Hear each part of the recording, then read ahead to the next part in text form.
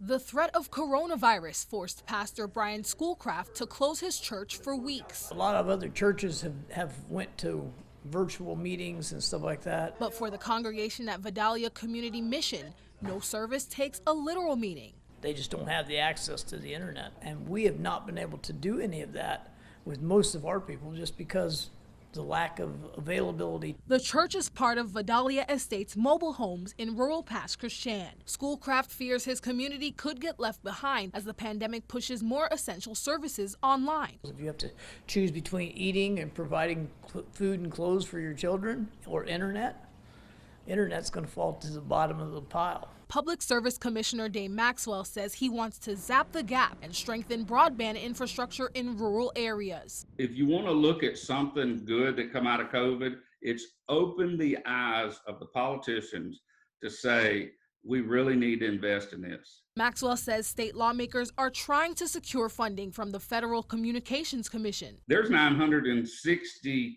million sitting in an account at FCC just for Mississippi, and they won't release it yet. So we're working to get it released. The goal is to expand fiber for broadband and wireless 5G technology. Maxwell says private energy companies plan to match the state government's contribution. They cover a lot of this rural area, so they're the perfect people to grab onto that fiber and extend it out. Rural residents hope for better broadband access, but at affordable rates. In a perfect world, I think that would be great.